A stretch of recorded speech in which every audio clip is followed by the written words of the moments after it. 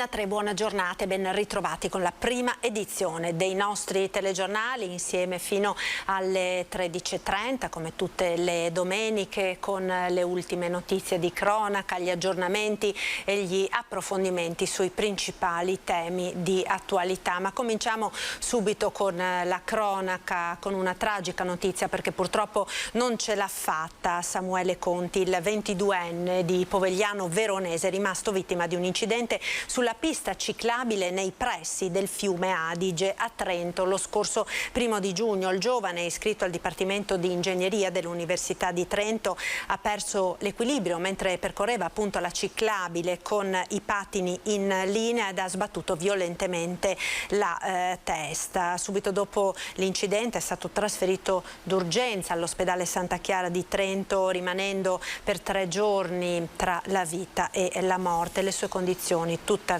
non sono mai migliorate e purtroppo ora è sopraggiunta la morte. La sindaca di Povegliano Veronese, Roberta Tedeschi, ha sospeso le manifestazioni in programma per la prossima settimana e ha annunciato l'intenzione di proclamare il lutto cittadino il giorno delle esequie.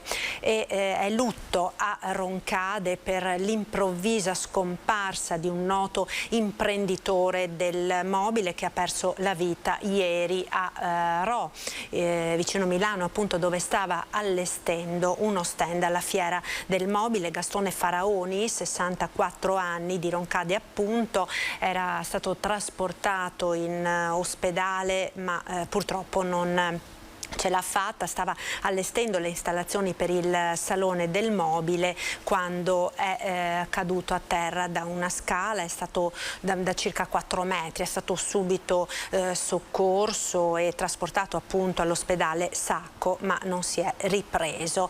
Aveva 64 anni ed era molto noto a Roncade, era infatti tra i titolari della Faraoni 79, azienda trevigiana specializzata proprio nella progettazione e realizzazione di stand fieristici. Con lui c'era anche il figlio. Ed un'altra notizia di cronaca, ed è quella relativa alla denuncia di scomparsa presentata dai familiari di una ragazza di 18 anni, Basma Afzal. Ecco, la stiamo vedendo in questa bella fotografia, una ragazza di origini pakistane che risiede a Galliera Veneta in provincia di Padova. La giovane frequenta l'istituto professionale Lepido Rocco di Castelfranco Veneto. Ha fatto perdere le proprie tracce nella mattinata del 31 maggio scorso, dopo essere uscita di casa per recarsi a scuola. A lanciare l'appello sui social è stato anche il cugino, che ha descritto anche l'abbigliamento della giovane: maglietta nera con una riga bianca, scarpe alte bianche e zainetto sulla spalle. Avrebbe preso l'autobus per Castelfranco per recarsi appunto a scuola. Sarebbe stata vista, sembra per l'ultima volta, in un bar vicino alla stazione delle Corriere di Castelfranco intorno alle 9:30 del mattino. Quello stesso giorno, verso la mezzanotte, i genitori hanno fatto anche la segnalazione ai carabinieri, che ora stanno indagando. Nel frattempo le prefetture di Padova e di Treviso hanno fatto scattare il protocollo per le persone scomparse. Al momento non c'è alcuna indicazione o sospetto su incontri o circostanze particolari sospette sulla vita della giovane né della sua famiglia. Naturalmente l'appello è a tutti coloro che possano averla vista a avvisare immediatamente i carabinieri, perché appunto c'è molta preoccupazione da parte dei familiari. E poi abbiamo anche un'altra notizia, una notizia di un intervento che si è concluso nella notte nel Vicentino, in Val Brenta. Ha visto protagonisti un padre e una figlia trevigiani bloccati sopra un salto di roccia dopo essere usciti dal tracciato risalendo Calà del Sasso. Le squadre del soccorso alpino sono state impegnate fino all'1:30 di notte, soccorso alpino di Asiago e Pedemontana, Fontana del Grappa. Scesi lungo il rinomato percorso dei 4.444 scalini di Calà del Sasso, appunto, il 52enne di Treviso e la figlia 13enne, al momento di percorrere a ritroso l'itinerario, avevano però seguito una traccia laterale, forse pensando ad una scorciatoia, finché non erano più stati in grado di proseguire, ormai prossimi al buio. Fortunatamente in quel luogo c'era copertura telefonica, quindi il papà è riuscito a dare l'allarme fornendo anche la posizione. Una squadra quindi del soccorso alpino di Asiago è partita dall'alto, mentre altri 5 soccorritori della Pedemontana del Grappa si sono mossi da valle. Sono quindi riusciti alla fine a raggiungere padre e figlia, ma l'intervento, appunto, dicono i soccorritori, non è stato per nulla semplice, era buio e il salto di roccia particolarmente impervio. Alla fine, insomma, padre e figlia, e con loro c'era anche il cagnolino, sono stati tratti in salvo e riaccompagnati al luogo di partenza dell'escursione, dove sono potuti rincasare con la loro macchina. Parliamo ora di immigrazione, perché Venezia in questo fine settimana è stata al centro dell'importante vertice tra i ministri dell'interno dei paesi del Mediterraneo, con la ministra italiana Luciana Lamorgese. Si è concluso, insomma, con un documento per chiedere all'Europa di estendere ai flussi il patto di stabilità applicato ai profughi ucraini. Sentiamo. Ha evidenziato unione e compattezza il vertice del Med 5 svoltosi venerdì e sabato a Venezia, presieduto dal ministro dell'interno Luciana Lamorgese, cui hanno preso parte i ministri dell'interno di Spagna, Grecia, Malta e Cipro. L'incontro segue quelli di Atene e Malaga e ha visto anche la partecipazione in videoconferenza del ministro dell'interno francese in qualità di rappresentante del paese, che sta svolgendo attualmente le funzioni di presidente di turno del Consiglio dell'Unione Europea. Abbiamo avuto dalla nostra anche l'impegno della presidenza francese e le rassicurazioni della prossima presidenza ceca nel portare avanti 2 principi che per noi sono fondamentali: la responsabilità sì, ma che deve essere vista insieme ai principi di solidarietà. Quindi noi speriamo che questa dichiarazione politica, che uscirà come ultimo atto di una presidenza francese, venga portata avanti con grande impegno anche nel semestre successivo e in quelli a venire. Confermato, ha spiegato la responsabile del Viminale alle 2 presidenze uscente ed entrante dell'Unione Europea, il supporto ad un approccio graduale, step by step, sul negoziato per un patto europeo su migrazione e asilo. Prima noi facevamo un discorso di logica del pacchetto, cioè o si approvava tutto o non andava avanti il patto immigrazione e asilo. Adesso abbiamo ragionato nel senso di portare man mano i vari punti del patto all'esame dei paesi, e noi abbiamo acceduto a questa scelta di fare passo dopo passo, e quindi questa credo che sia stata la linea vincente, perché se oggi arriviamo a una dichiarazione politica di questo tipo, perché nel frattempo ci sono stati dei passi avanti su altri aspetti tipo Eurodac o screening. Nel prossimo decreto flussi, ha spiegato poi Lamorgese, se l'anno scorso si è trattato di 70.000 persone, quest'anno i numeri saranno più elevati, ma si sta lavorando alla Presidenza del Consiglio per accelerare le procedure. In questo nuovo ordine globale però c'è preoccupazione per il rischio di una crisi alimentare dovuta al blocco navale. E noi speriamo che tutto l'impegno che i vari leader europei, ad iniziare dal nostro Presidente Draghi, dall'ONU, possano man mano e in tempi rapidi sbloccare un canale nel Mar Nero che possa consentire alle navi con il grano e il cereale ucraino di arrivare in quei paesi terzi che ne hanno assoluta necessità.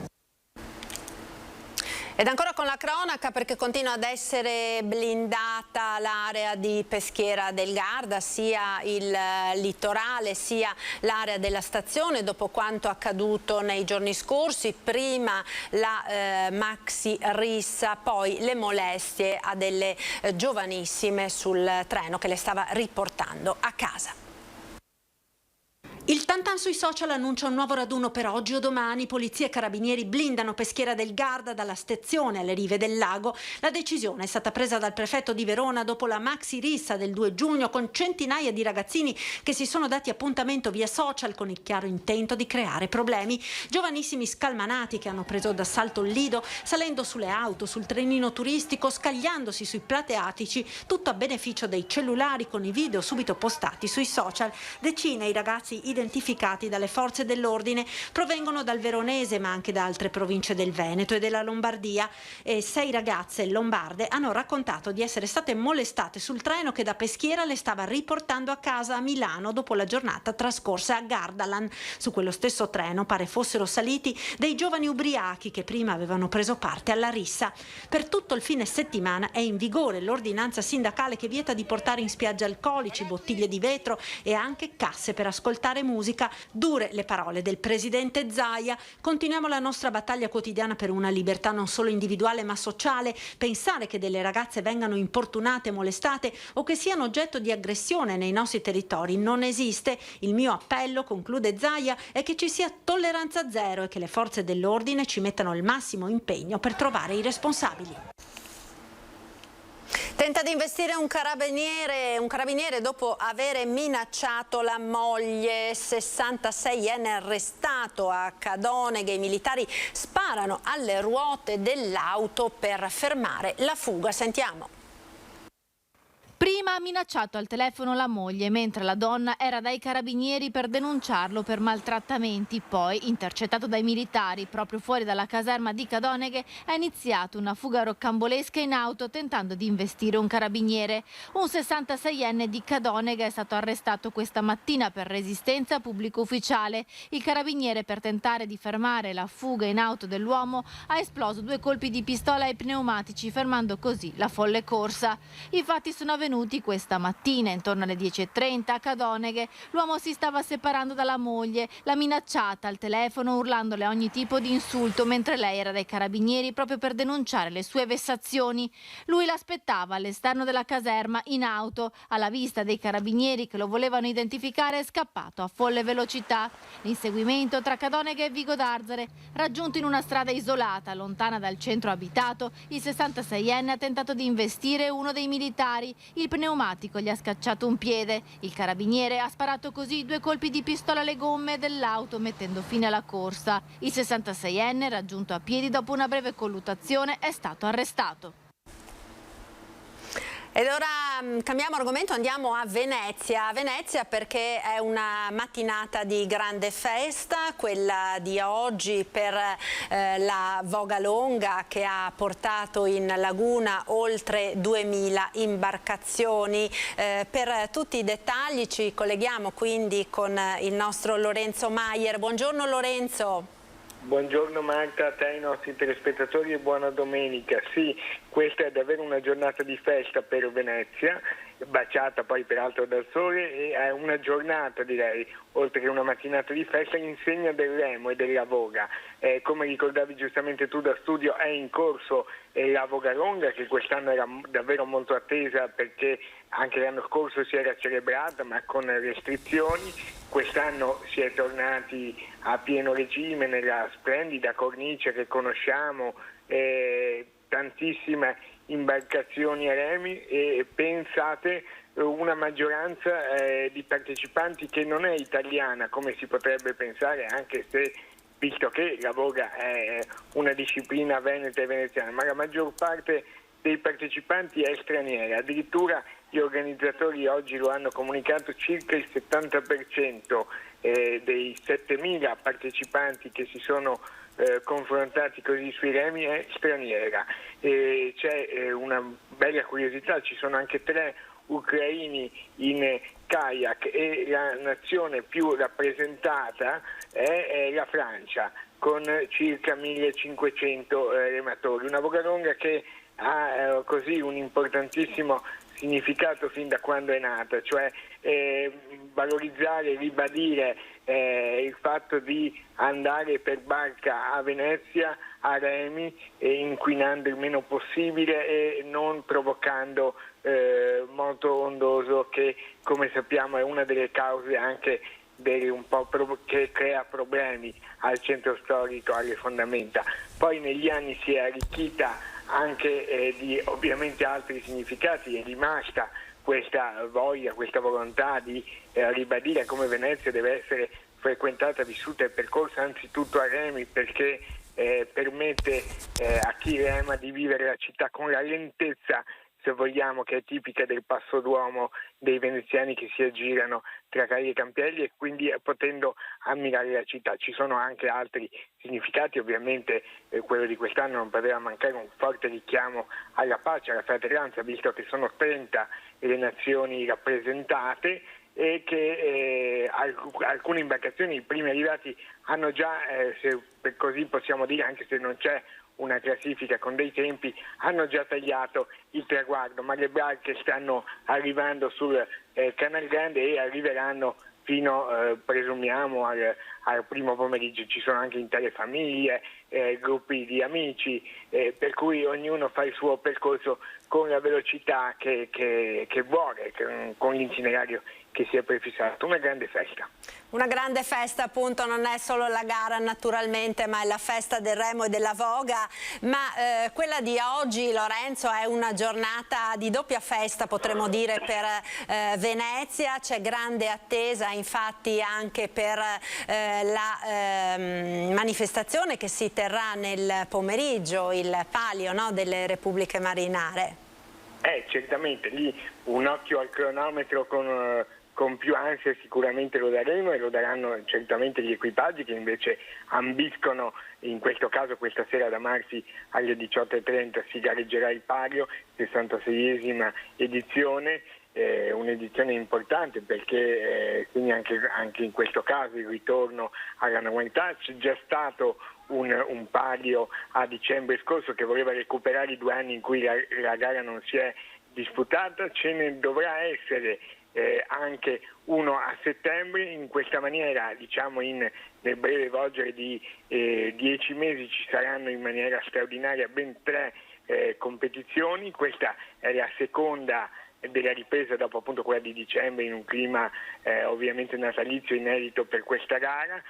Si torna a gareggiare in quella che invece è la data tipica del palio, cioè fine maggio, inizio di giugno, su un percorso di 2000 metri. Venezia è la città tra le Repubbliche Marinari, ricordiamo che gli altri partecipanti sono Genova, Pisa e Amalfi con il maggior numero di vittorie, e è chiaro che il desiderio sia quello di tornare alla vittoria che manca dal 2019, cioè dall'anno in cui il palio si disputò proprio a Venezia, e l'anno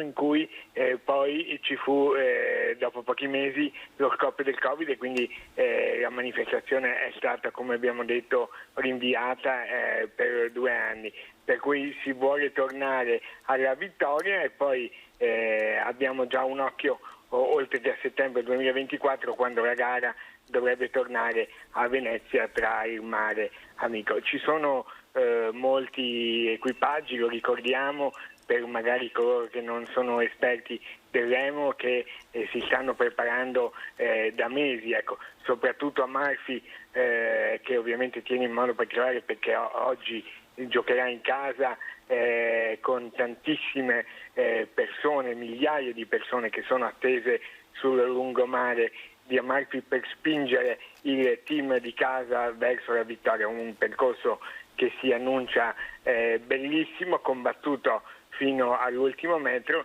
e il galeone di Venezia sarà ovviamente quello verde, per cui faremo il tifo, tutta Venezia farà il tifo per il verde, all'insegna però della sportività. E ricordiamo che anche ieri il mini palio è stato la gara che precede la competizione principale, ha visto Venezia partecipare con un equipaggio interamente femminile. Quindi ecco, quindi insomma oggi pomeriggio tutta Venezia farà il tifo, intanto vi state godendo la Voga Longa. Io ringrazio Lorenzo Maier per questo collegamento, naturalmente vi proporremo le immagini della gara di oggi pomeriggio naturalmente nelle prossime edizioni dei nostri telegiornali. Grazie a te Lorenzo e buon lavoro. Noi ora parliamo di turismo, perché anche questi eventi naturalmente contribuiscono a far arrivare tante persone nel nostro territorio.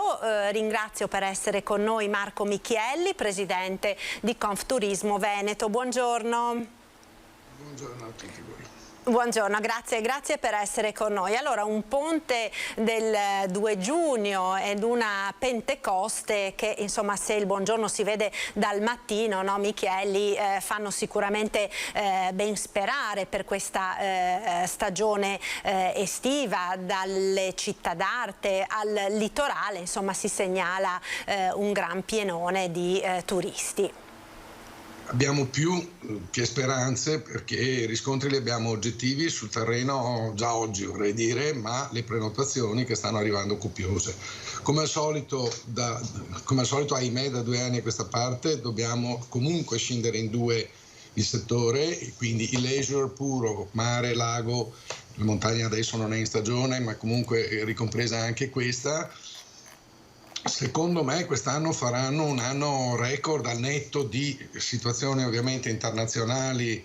Il Covid mi pare che ce lo siamo, facendo corna debiti scongiuri, lasciato alle spalle. Al netto di situazioni di politica internazionale, non cito nemmeno per scaramanzia il dove e il come, ecco, noi dovremo fare una stagione perlomeno pari a quella dell'anno scorso per quel che riguarda il luglio, agosto, settembre, con in più il fatto di avere anche quest'anno finalmente veder ritornare il mese di maggio e il mese di giugno, perché l'anno scorso, ricordo, abbiamo fatto numeri da record, ma monchi di tutto maggio sostanzialmente e tutto giugno. Quindi quest'anno, ripeto, confido che sarà l'anno del record, riusciremo a battere i numeri del 2019 perlomeno per questi settori. Va detto che non è una situazione che chiaramente potrà protrarsi nei prossimi 10 anni, perché il ritorno massiccio degli italiani nelle nostre località, parlo di Veneto ma parlo comunque di tutta Italia, e chiaramente quando finirà l'emergenza del coronavirus, quando finiranno tutte queste cose, queste persone in buona parte, purtroppo mi lasci aggiungere, ritorneranno ad andare nei paesi nostri principali competitor. Però confido che questi 2 anni abbiano fatto ricrescere un minimo di feeling, anzi molto più che un minimo di feeling da parte dei connazionali nei confronti delle località tipo le nostre, che venivano abbastanza snobbate in favore di località che più, non dico alla moda, ma insomma più alla portata delle tasche, per carità, sicuramente sì, e più esotiche, ecco, diciamo in genere. Quindi io spero che questi 2 anni ci lasciano, a parte l'eredità brutta, ci lasciano anche un qualcosa di positivo, appunto, che è la riscoperta dell'Italia da parte degli italiani. Detto questo, le città d'arte, Venezia ovviamente in testa. Voi adesso vedete Venezia piena, ma per carità abbiamo segnali molto incoraggianti su Venezia. La resilienza di Venezia è conclamata, nel senso che appena vengono a cessare le condizioni per cui non si può andare a Venezia, il mondo fa le valigie per venire a Venezia. Tenete presente che però per far venire, per caricare, bisogna caricare le valigie sugli aerei per venire a Venezia. Gli aerei per fortuna stanno riprendendo con un ritmo molto sostenuto i collegamenti aerei ad essere ripristinati, quindi confido che il 2023 sarà l'anno di svolta per Venezia e anche a traino le altre città d'arte, Verona, perché anche a Verona si va in aereo, Vicenza, Treviso, Padova, tutte le città che vengono normalmente visitate da turisti europei e anche non solo europei, danno in questo momento dei segnali abbastanza importanti dopo mesi fino ai primi di maggio non si batteva chiodo in queste località.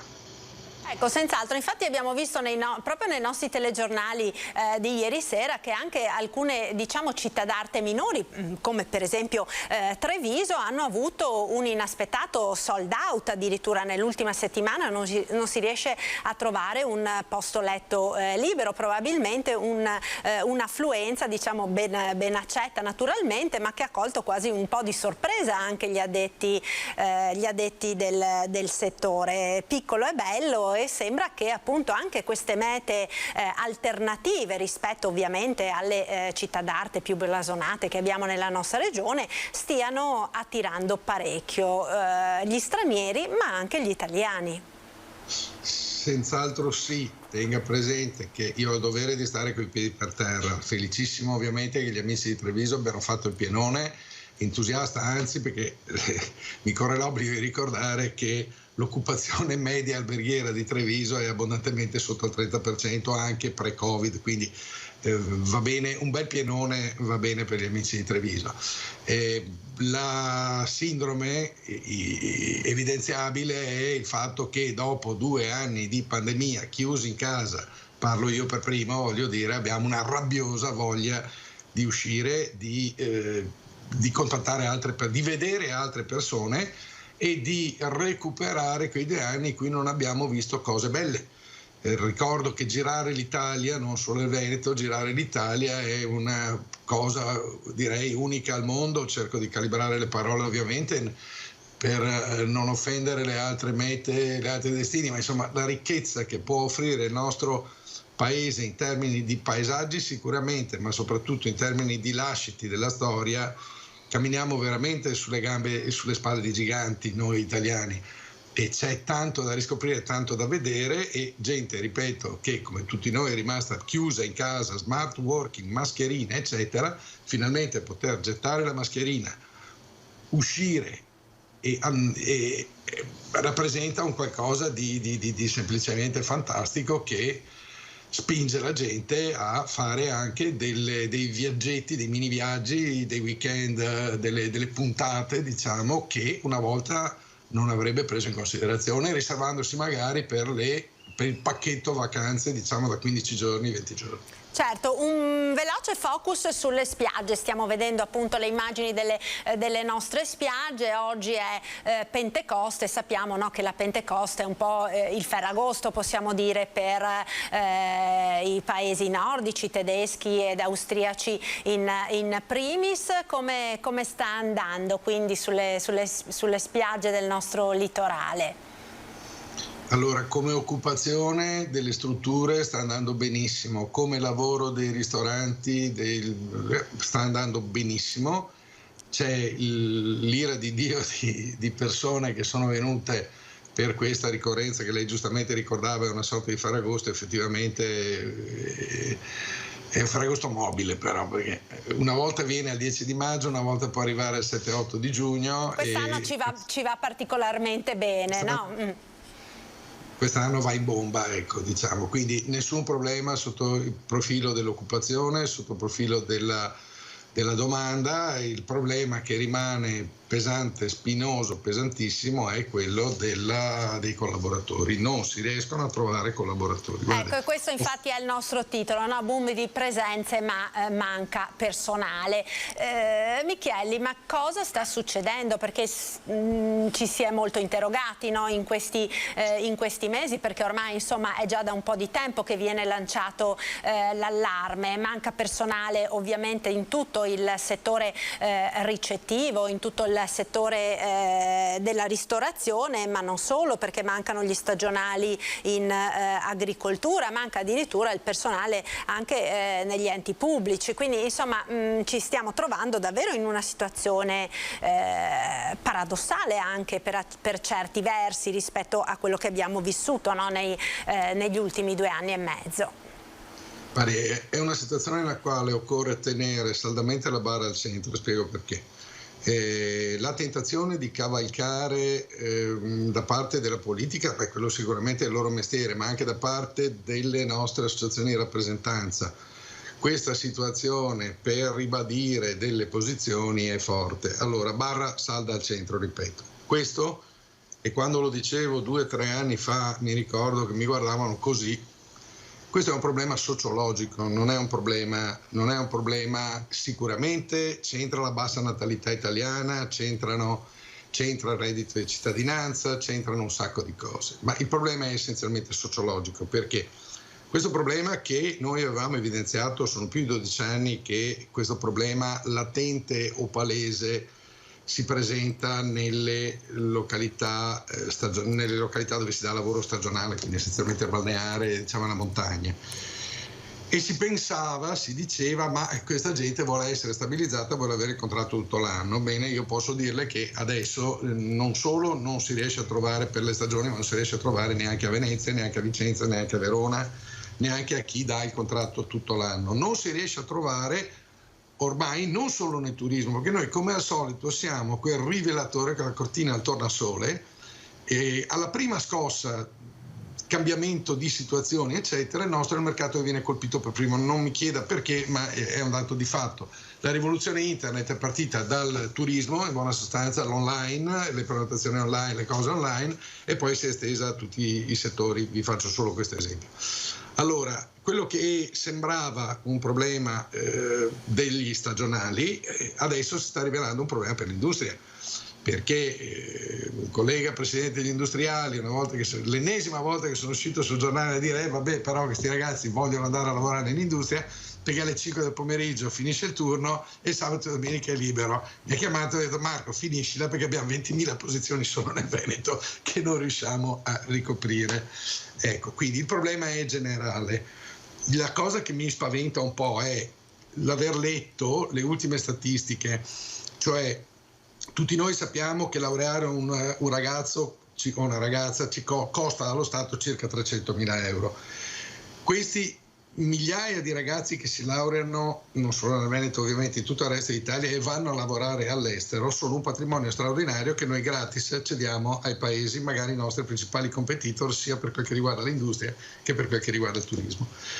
Cosa importiamo noi in cambio? Importiamo, ahimè, una manodopera estremamente dequalificata, non per colpa loro, poverini, ma abbiamo i centri di accoglienza pieni di analfabeti, pieni di persone che non hanno skills per poter...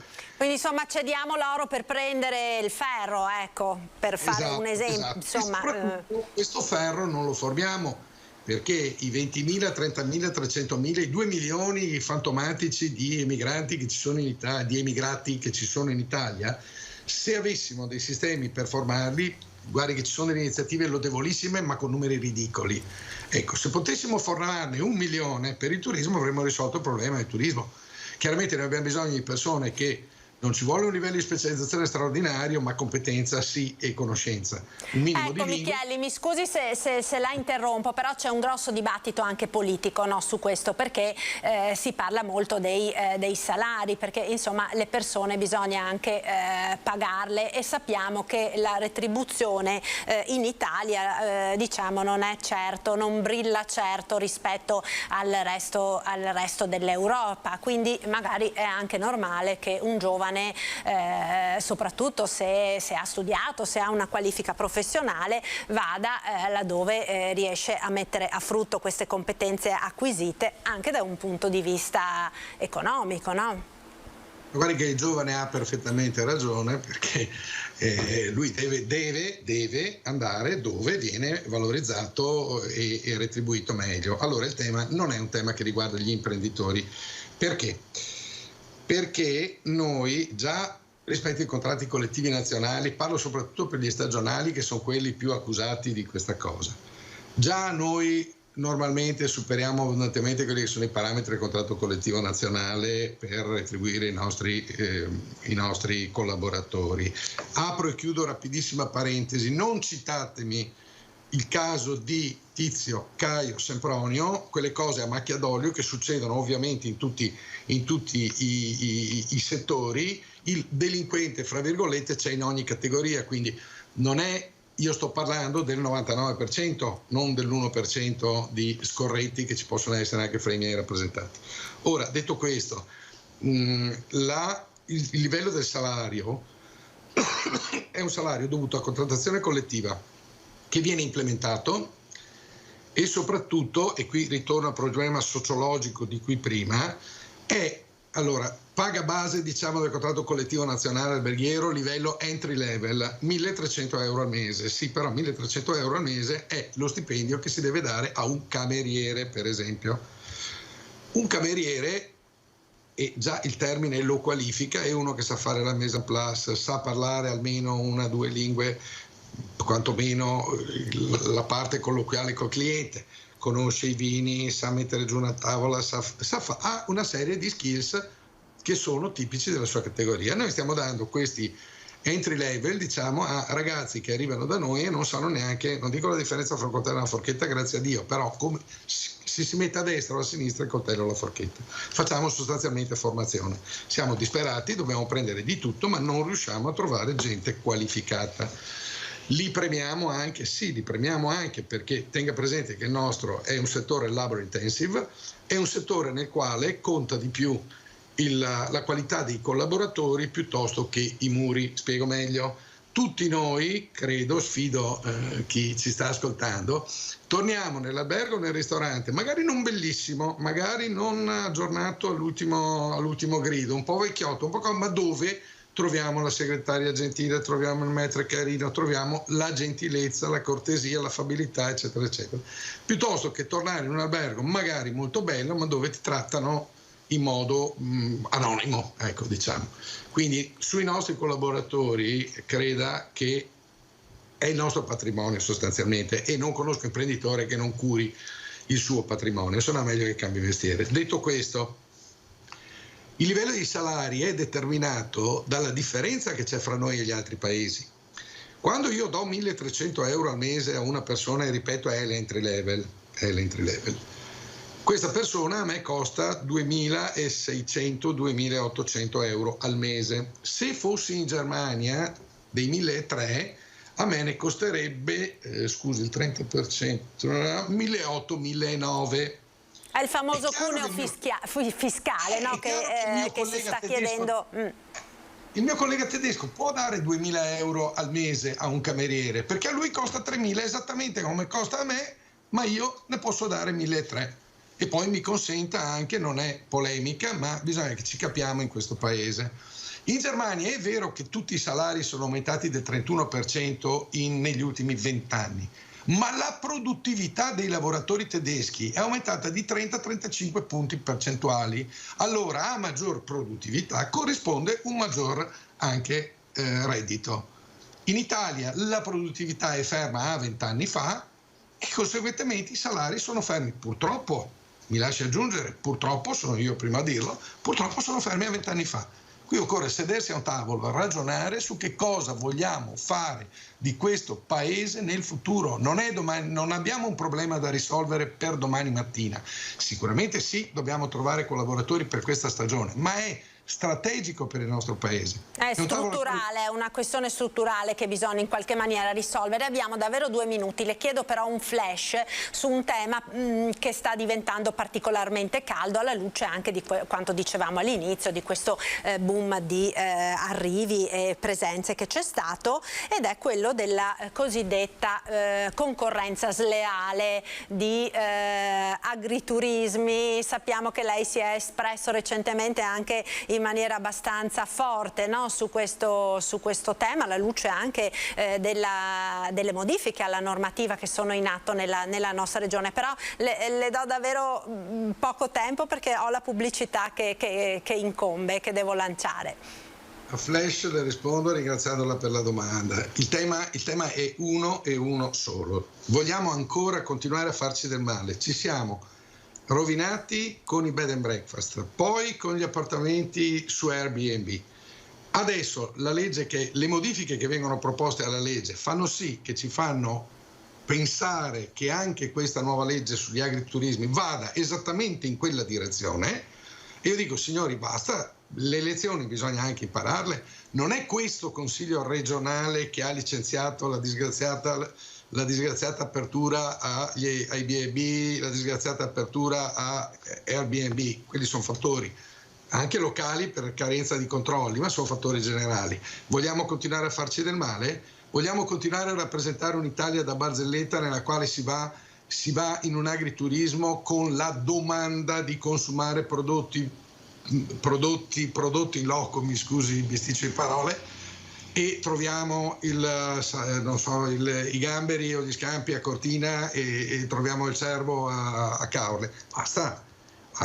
E guardi che con me quelli seri, gli agriturismo seri, gli Airbnb seri e i bed and breakfast seri sono sempre, quando ci siamo seduti a un tavolo e abbiamo ragionato, ci siamo sempre alzati d'amore e d'accordo, perché le persone serie vogliono serietà.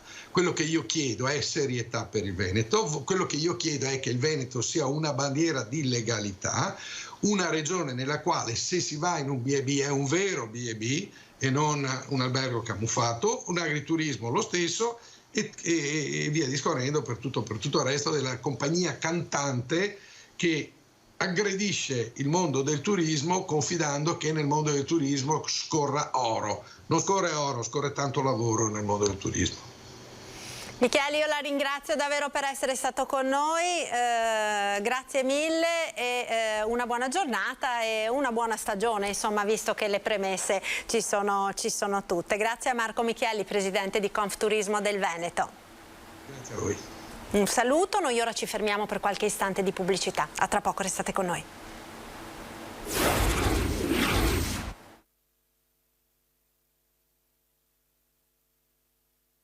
Eccoci nuovamente in diretta con il nostro telegiornale, prima edizione. Parliamo ora di Carovita.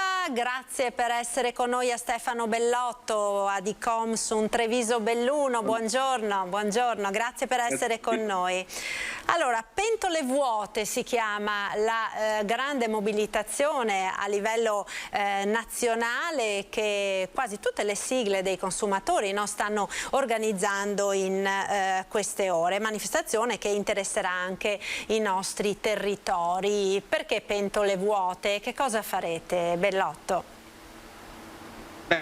In Veneto, anche in Veneto prenderemo parte alla manifestazione che avrà il suo clou a Roma in Piazza Apostoli il giorno 10 di giugno, e noi consegneremo un documento con il prefetto di Vicenza con il quale formuliamo quelle che sono le nostre richieste e non proposte, perché il rischio di trovarsi con le pentole vuote c'è nel momento in cui tutto ciò che viene venduto, comprato e cucinato ha un costo notevolmente aumentato in funzione di quelli che sono gli aumenti dei costi dell'energia.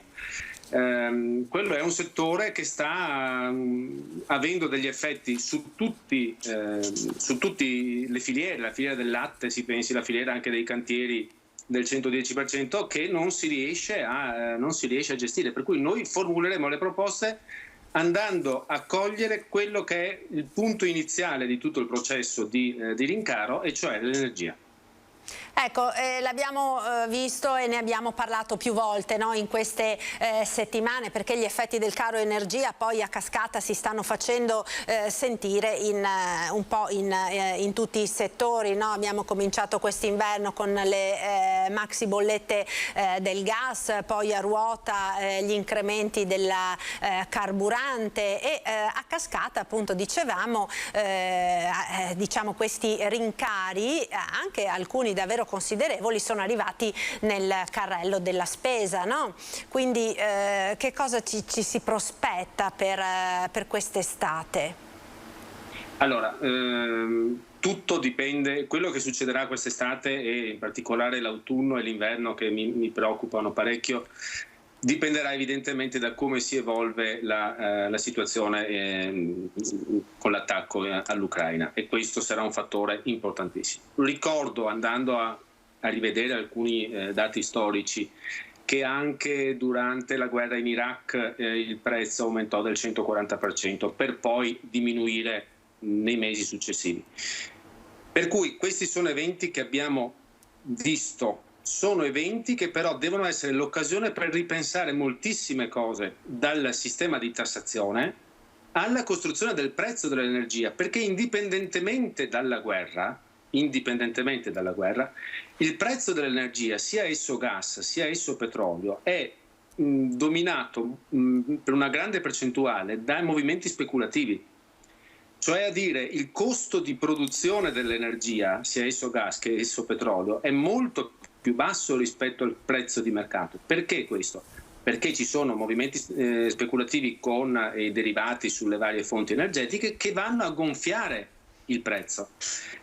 Questo è uno dei problemi che noi intendiamo porre, nel senso, noi il primo punto del nostro manifesto dice liberare il prezzo dell'energia dalle speculazioni e dalla volatilità dei mercati. Non c'è solo la parte di tassazione, perché nel momento in cui tu vai a toccare la tassazione, che è necessario ritoccare le accise piuttosto che l'IVA, vai comunque a togliere soldi che andrebbero al sistema pubblico, è comunque necessario toglierli, però non vai a incidere su quello che è il meccanismo di costruzione del prezzo, che non è né regolato né controllato. Quando Draghi parla di tassare gli extra profitti dice una cosa che è un criterio di giustizia. Del resto, ripeto, noi stiamo vedendo adesso ci sono i settori del latte, i settori della cantieristica, eccetera, che sono impossibilitati a produrre per un evento esogeno, o piuttosto che anche i vetrai di Murano, eccetera, che sta rendendo difficile la loro attività produttiva. E noi non possiamo non considerare questo e non considerarlo nelle sue solo fiscali, ok? Togliere o ridurre l'IVA è necessario, ma bisogna andare a toccare il meccanismo di costruzione del prezzo, perché è quello che condiziona. Ecco, queste quindi sono le principali richieste che voi attraverso anche questa manifestazione ponete al governo. Fino ad ora, diciamo, secondo lei ci sono i segnali per poter in qualche maniera cercare di superare questa situazione e andare incontro a quelle che sono le difficoltà che purtroppo tante famiglie stanno incontrando appunto a causa di questi rincari? Diciamo che nel momento in cui per iniziativa della Presidenza del Consiglio si introduce il discorso di tassare gli extra profitti, la via è abbastanza segnata. Diciamo che non è sufficiente, perché noi chiediamo anche altre correzioni per quanto riguarda i comportamenti delle aziende, in particolare nel mercato libero dell'energia. Io sto vedendo delle cose nel mercato libero dell'energia che sono incredibili, nel senso che non passiamo solo alle telefonate di proposta, ma anche alle telefonate intrusiva che si mette in mezzo tra il tuo perfezionamento di un contratto e un altro soggetto, perché ti dicono: guardi, non riusciamo a perfezionare quel contratto, pertanto gliene facciamo un altro. Io mi trovo a dover gestire casi di questo tipo nei quali la buona fede è chiaramente tolta, e noi stiamo chiedendo precisi e rigidi controlli sulle società del mercato libero prima e anche durante la loro capacità di negoziare e di vendere prodotti, perché questa è una cosa importante. Per onor del vero devo dire che con le società del sistema tutelato piuttosto che con Enel Energia questi problemi non li abbiamo, nel senso che si pongono delle obiezioni. La cosa bella che mi è successa la settimana scorsa è che un contratto che era costato circa 2.000 euro ad una persona ed era sbagliato, okay, per ammissione stessa da parte di Enel Energia, siamo riusciti non solo a ridefinirlo ma anche ad avere uno storno di 1.200 euro. Questa è una bella cosa. Con le aziende piccole tu non hai questo tipo di confronto, perché non hanno una struttura di reclami in grado di essere adulta nel confronto, perché anche quando vai davanti all'ARERA, che è l'autorità di regolazione del mercato, che si interfaccia tra il consumatore e l'erogatore del servizio, non hai non hai mai la capacità di avere un interlocutore serio. Okay? Questo è un problema.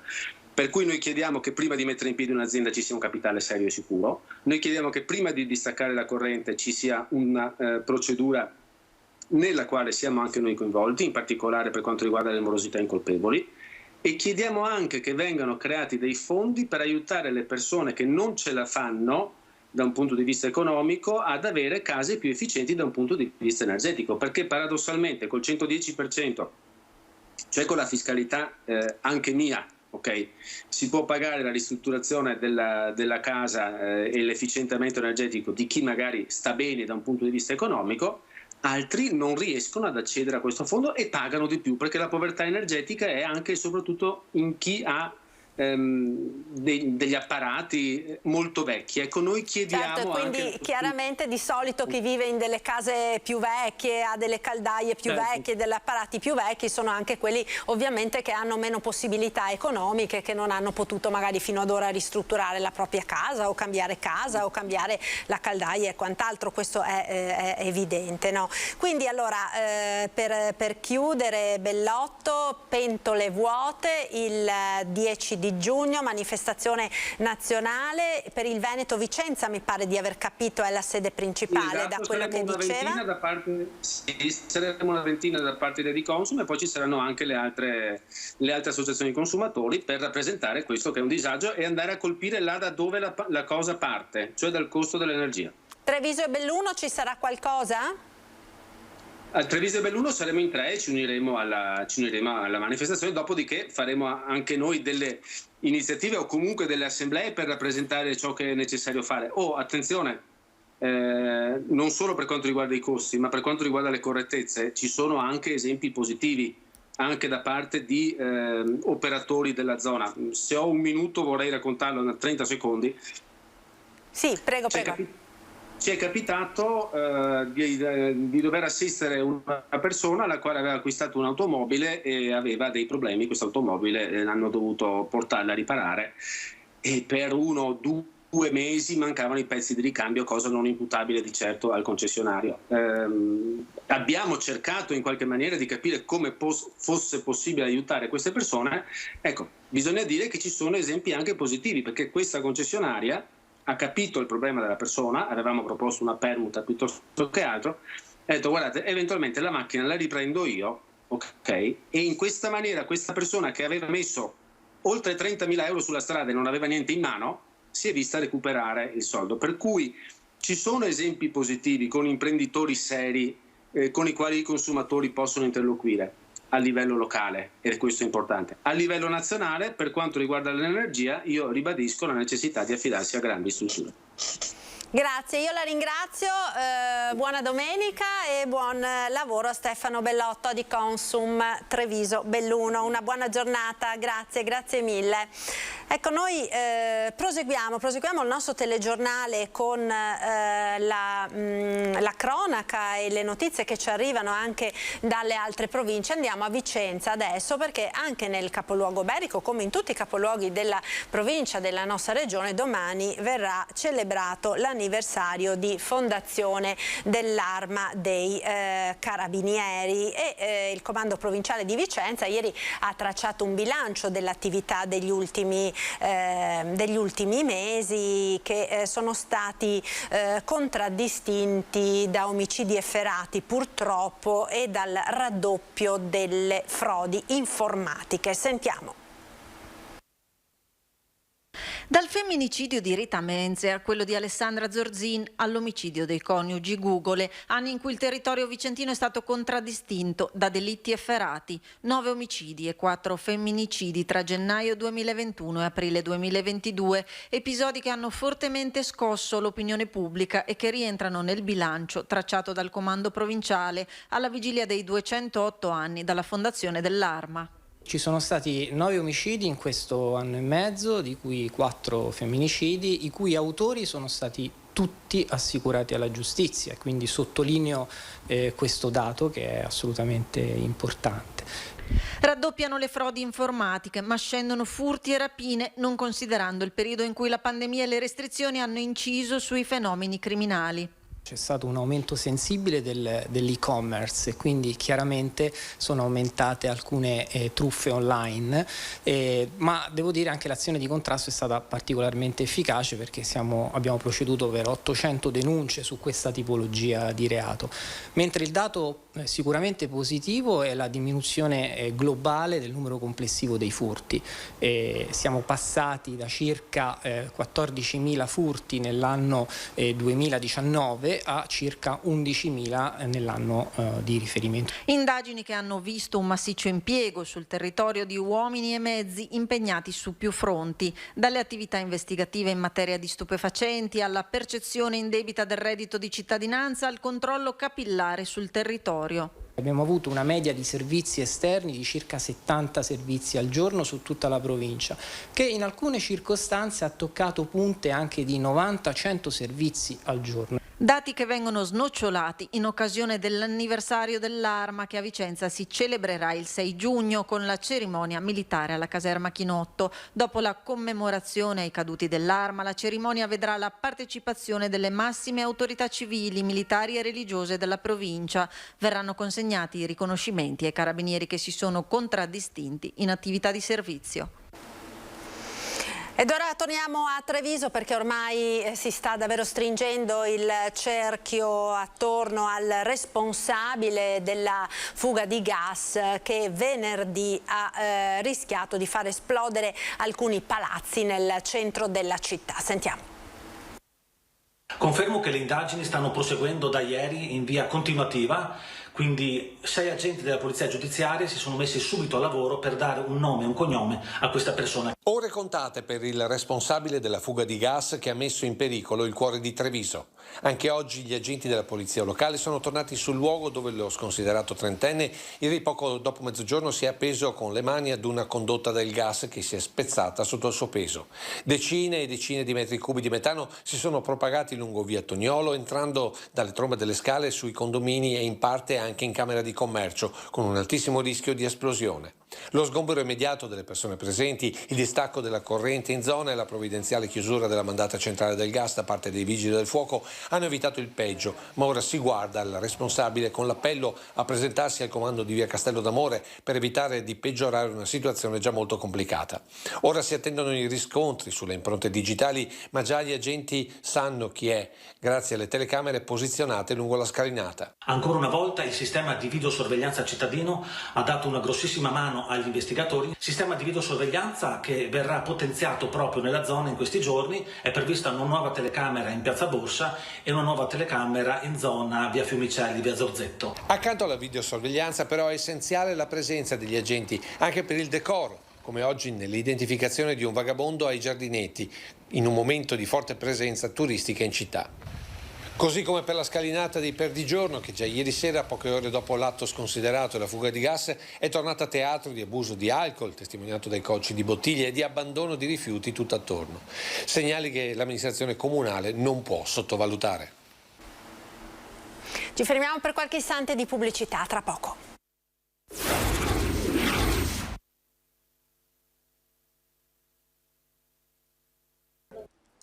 Eccoci nuovamente in diretta con la prima edizione dei nostri telegiornali. Torniamo a parlare ora dei problemi della pesca. Ringrazio per essere con noi Antonio Gottardo, Legacoop Pesca Veneto. Buona giornata. Buona giornata a voi. Allora, 2 settimane di fermo dei pescherecci e anche delle marinerie del nostro territorio. C'è qualche novità? Si ritornerà in mare domani? Domani, per senso di responsabilità e cercando di ridurre il danno, si tornerà in mare con un orario ridotto dopo diversi giorni di stop e interruzione. Siamo non preoccupati, siamo angosciati dal fatto che già sappiamo che da domani il prezzo del gasolio continuerà ad aumentare, sarà 1,20, 1,30 e qualcuno presume arriverà addirittura a 1,40. Parliamo di gasolio, un sistema di gasolio ovviamente agevolato per il sistema agricolo e della pesca, per le attività della pesca professionale. I prezzi ovviamente di questo gasolio non consentono più marginalità soddisfacenti per mantenere insieme le imprese. Questo è il problema. Quindi si rischia addirittura di lavorare in perdita, no? La spesa del carburante addirittura potrebbe superare quella del pescato. Si rischia di lavorare in perdita, ma soprattutto non si ha una prospettiva vera. La guerra costa, lo vediamo anche come consumatori quando andiamo a fare la spesa di frutta, verdura, pesce e carne, i prezzi sono aumentati, le materie prime, i costi delle materie prime sono aumentati, quindi è in atto un processo davvero inflattivo molto preoccupante, una diminuzione del potere d'acquisto dei consumatori e una riduzione delle marginalità dei produttori.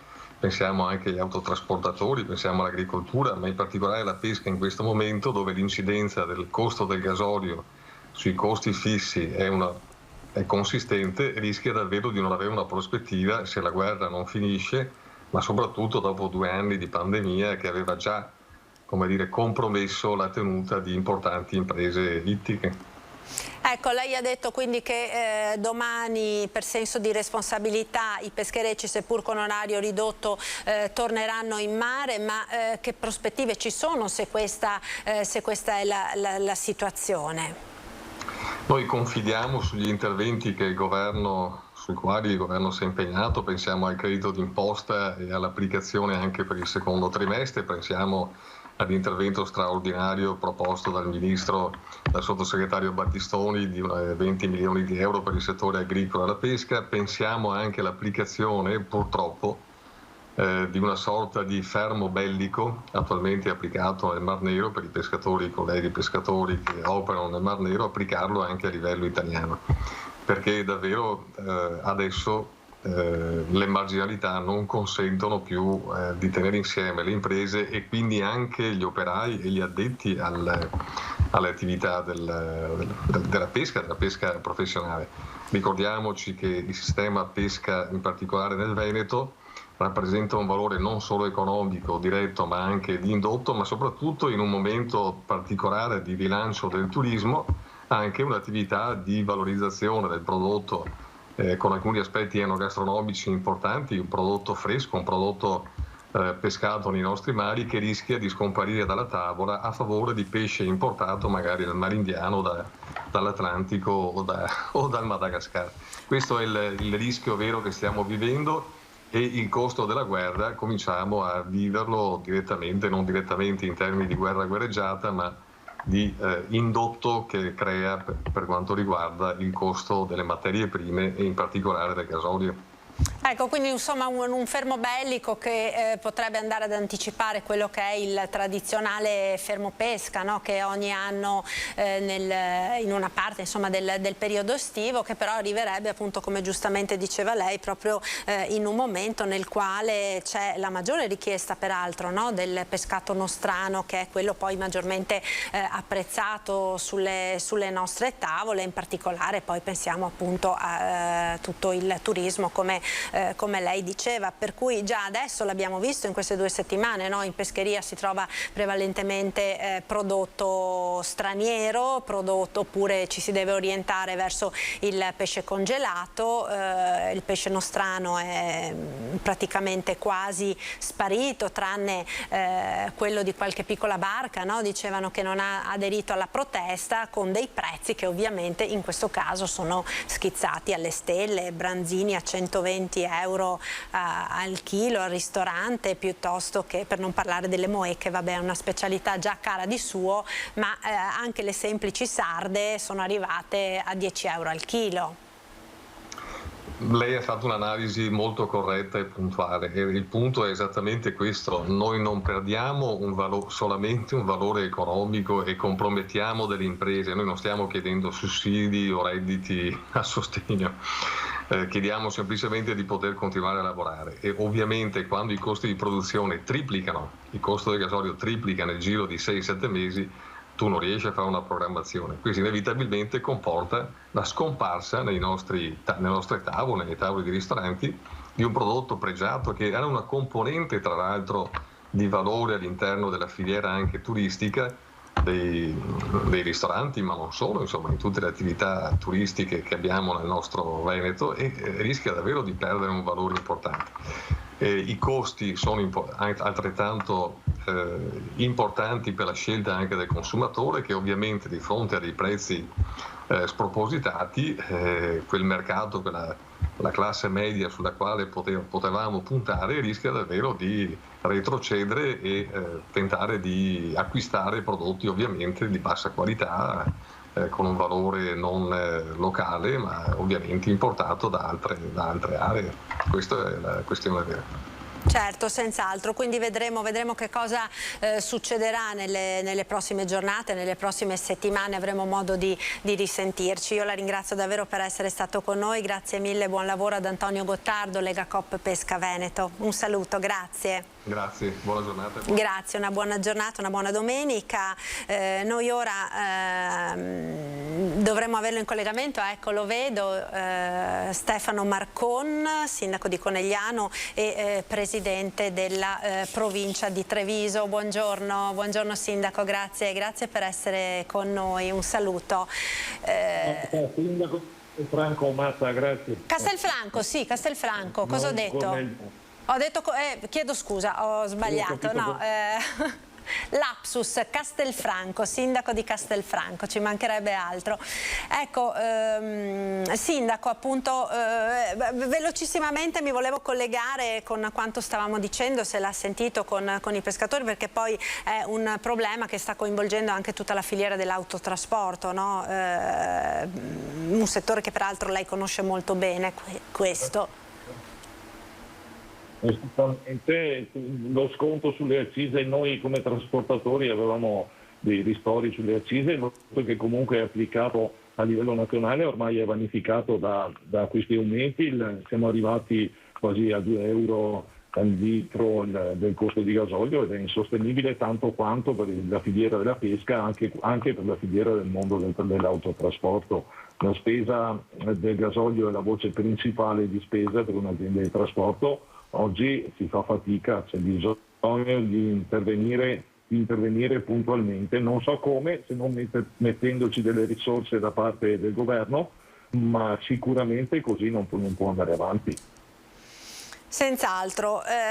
Presidente, allora ci eravamo sentiti per un intervento sulla questione molto calda in questo periodo appunto nel trevigiano del ponte di Vidor, perché è proprio di queste ore un appello che voi come provincia avete lanciato per cercare di fare in qualche maniera sinergia, no, tra tutti i vari enti coinvolti e trovare una soluzione a questa annosa questione.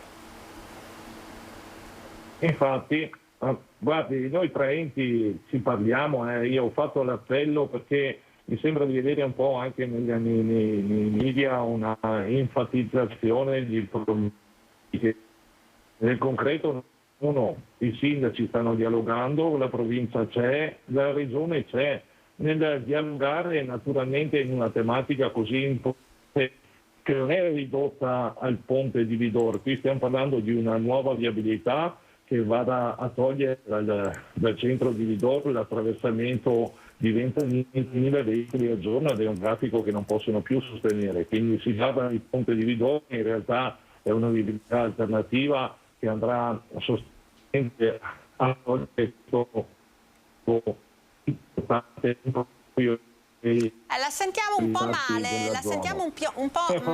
male, Marcon, credo che la connessione non abbia qualche problema, la sento molto male.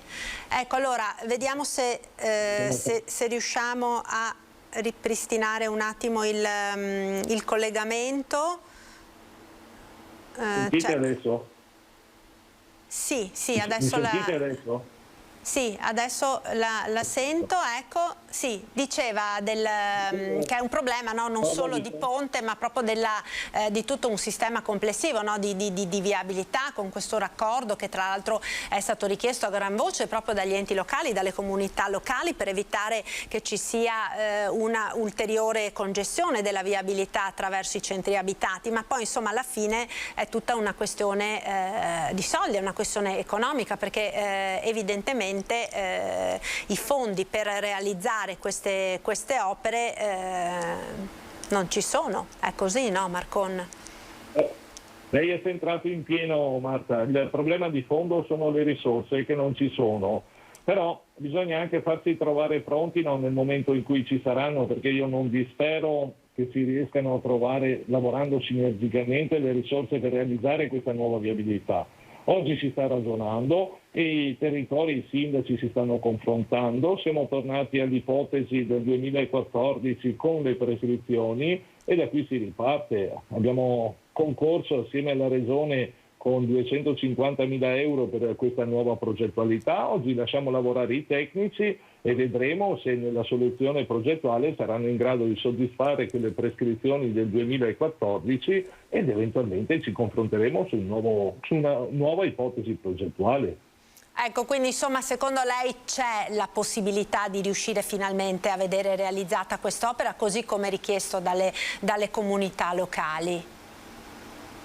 Io, se dovessi guardare alle certezze dei soldi, è difficile dire se ci sarà la possibilità o meno, però il percorso amministrativo che ho fatto sinora mi induce ad essere ottimista, perché se mi fossi fermato nel fare ipotesi di progetti tanto da sindaco quanto da presidente di provincia in attesa di trovare le risorse, sarei ancora fermo al palo. Quindi io credo che è una esigenza che hanno i territori, lo sarà a maggior ragione quando sarà completata la pedemontana nella sua interezza, e quindi è verosimile che se si vuole parlare di sviluppo di area, sviluppo del paese, non si possa prescindere da fare investimenti in termini di viabilità in quella zona, e con questa ipotesi che andremo a sviluppare. Che poi lo faccia la provincia, lo faccia la regione, lo faccia lo Stato, lo faccia chi che sia, non è un problema che oggi dobbiamo porci. Noi dobbiamo porci il problema solo di aver trovato una quadra progettuale sulla quale andare avanti all'unisono, e su questo si sta lavorando con i territori.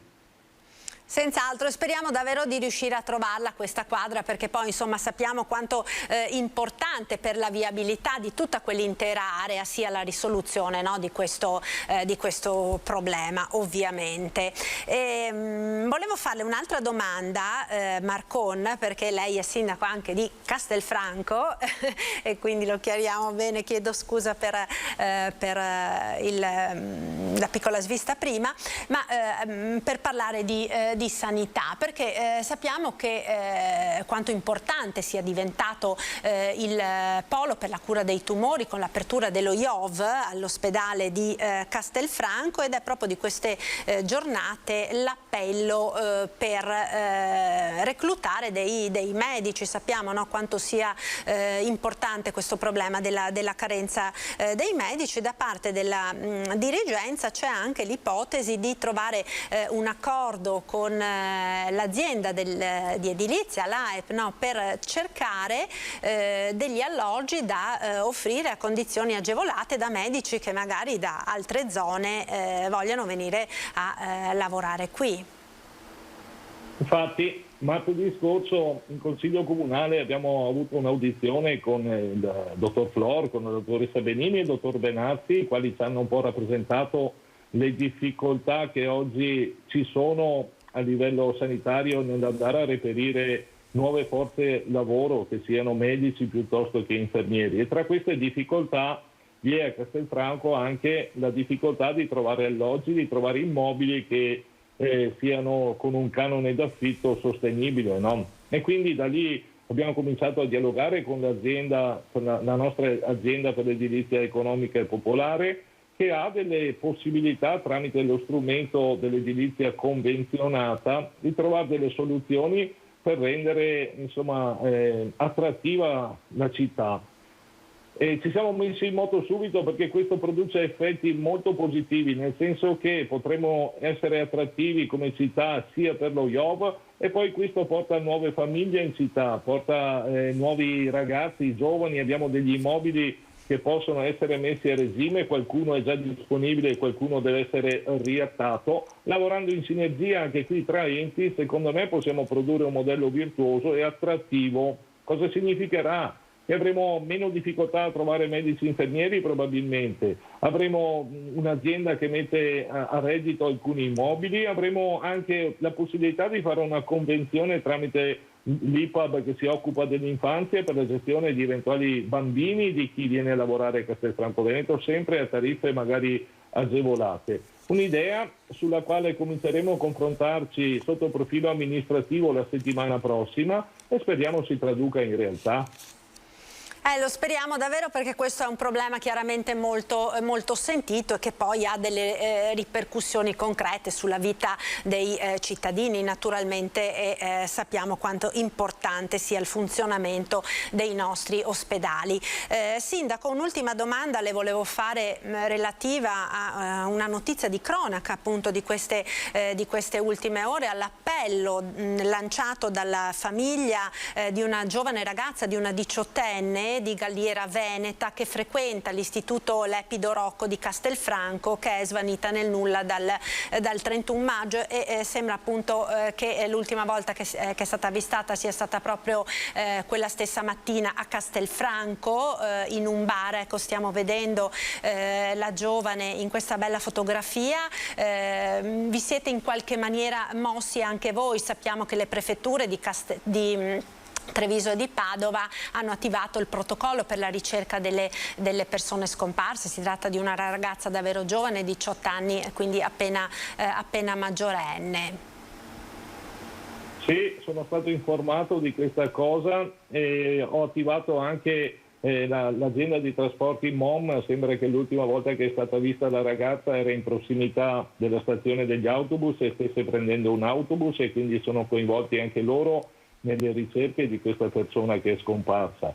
Mi auguro che venga trovata presto, insomma, che le ricerche volgano al meglio nel più breve tempo. Noi ci siamo attivati con quel che possiamo fare, insomma, a fianco dei carabinieri, che sono sempre l'istituzione che rispetto a queste cose danno le risposte in tempi più celeri, e mi auguro che questa cosa venga risolta, mi ripeto, nel più breve tempo possibile. Certo, lo speriamo tutti, per rassicurare naturalmente i familiari. Ricordo ancora, chiunque avesse delle segnalazioni contatti il 112, contatti quindi i carabinieri che stanno seguendo le indagini sulla scomparsa di questa ragazza. Io la ringrazio, Marcon, per essere stato con noi, le auguro naturalmente una buona domenica e un buon lavoro. Grazie a Stefano Marcon, sindaco di Castelfranco e presidente. Grazie mille a lei, un saluto. Grazie mille. Ecco, noi proseguiamo ancora con alcune notizie di cronaca. Restiamo in questo caso in provincia di Treviso con quanto accaduto l'altro giorno a Conegliano, dove un brigadiere dell'Arma dei Carabinieri è intervenuto per bloccare un ladro e poco dopo l'arresto è stato colto da malore. Sentiamo. Ha rubato un televisore all'Interspar di Conegliano ed ha cercato di scappare, rincorso da 2 addetti del negozio che l'hanno raggiunto cercando di bloccarlo. Ne è nata una colluttazione che ha coinvolto anche un brigadiere dei carabinieri fuori servizio che si trovava nei pressi del negozio e, visto quanto stava accadendo, è intervenuto per aiutare i commessi ed impedire il furto. Il brigadiere Marco Giandomenico è riuscito a fermarlo ed immobilizzarlo, nonostante il giovane continuasse a dimenarsi e a opporre resistenza. Tempestivo è stato anche l'intervento di una pattuglia dei carabinieri di Conegliano, chiamati dalla moglie, che hanno arrestato il ragazzo. Poco dopo il brigadiere, 50 anni, in servizio al radiomobile di Conegliano, ha avuto un malore. Subito soccorso, è stato portato all'ospedale cittadino, ora si è ripreso e sta meglio. Intanto stamane l'arresto è stato convalidato e, ravvisando il magistrato le esigenze cautelari, lo straniero ha precedenti per reati contro il patrimonio ed è senza fissa dimora, è stato trasferito nel carcere di Vicenza.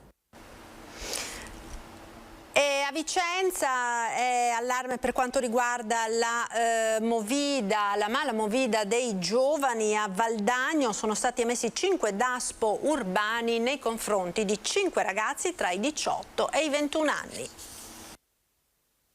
Movida selvaggia nella zona di Valdagno, che ha portato a notificare 5 DASPO urbani che comportano il divieto d'accesso ad esercizi pubblici e locali di intrattenimento per la durata di 2 anni nei confronti di 4 giovani valdagnesi e di un residente a Trissino, tutti di età compresa tra i 18 e i 21 anni. Le attività dei carabinieri, intensificate a partire da luglio scorso, quando il centro storico e i principali luoghi di ritrovo giovanile erano stati interessati da fenomeni di degrado, hanno avviato un monitoraggio capillare che ha permesso in pochi mesi di individuare numerosi giovani che hanno avuto comportamenti tali da mettere in pericolo l'ordine e la sicurezza pubblica. Servizi di prevenzione in tal senso sono stati potenziati e messi in campo anche nelle contrade di montagna nella alta valle dell'Agno, al fine di prevenire reati in ambito predatorio.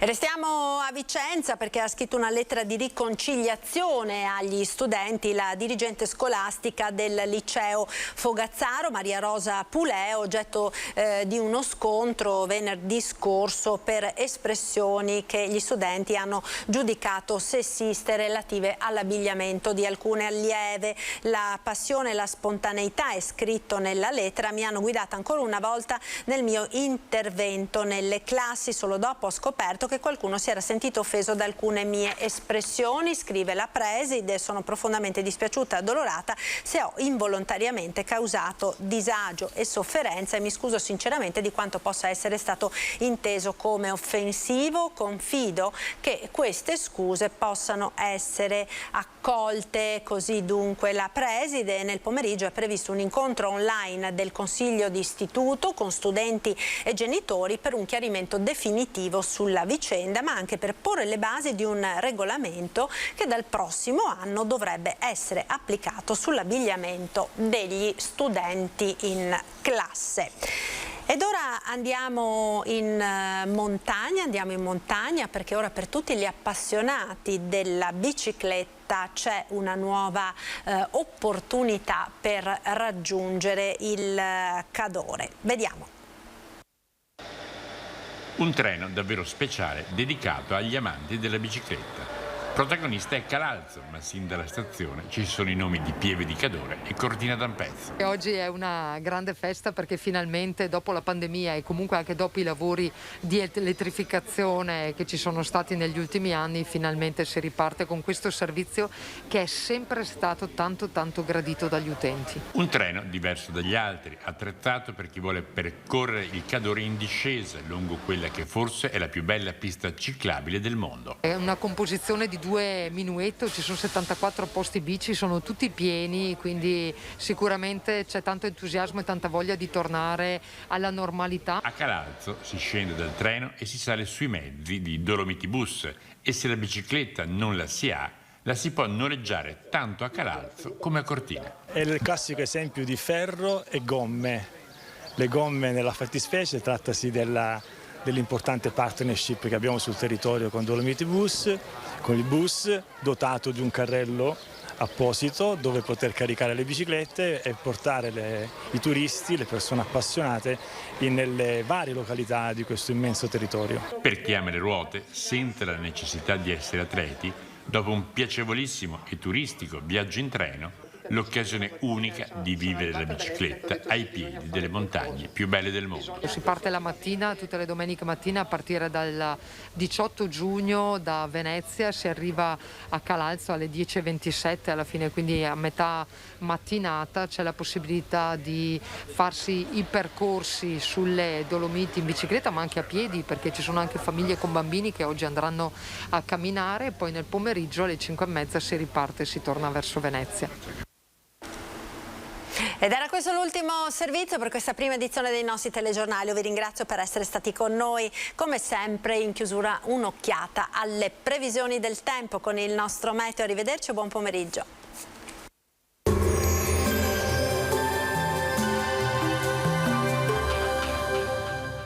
Cooperativa Agricola Volpago. Da noi trovi la carne fresca di prima qualità, genuina e salutare per il tuo benessere. Ci trovi a Volpago del Montello, Pieve del Grappa e Trebaseleghe. Benvenuti al meteo. Weekend contrassegnato dalla presenza dell'alta pressione africana. Bel tempo dunque e clima rovente. Vediamo il dettaglio di domenica 5 giugno. Sul Veneto la grafica ci mostra un contesto decisamente soleggiato. Il cielo infatti si presenterà sereno. Nel pomeriggio qualche nube, specie sulle zone montane, con occasionali acquazzoni. Temperature in ulteriore aumento, minime tra 18 e 22 gradi, massime comprese invece tra i 27 e i 34 gradi. Ci Ci spostiamo ora sul Friuli Venezia Giulia, anche qui ci attende una splendida giornata all'insegna del sole, il cielo sarà limpido e sgombro da nubi. Temperature minime tra 18 e 22 gradi, massime sui 31-33 gradi. Infine diamo uno sguardo alla situazione del Trentino Alto Adige, dove inizialmente sarà buono, entro sera qualche temporale a carattere sparso. Temperature minime intorno ai 15-18 gradi, massime sui 33-34 gradi. Dal meteo per ora è tutto, vi auguro un buon proseguimento con Antenna 3.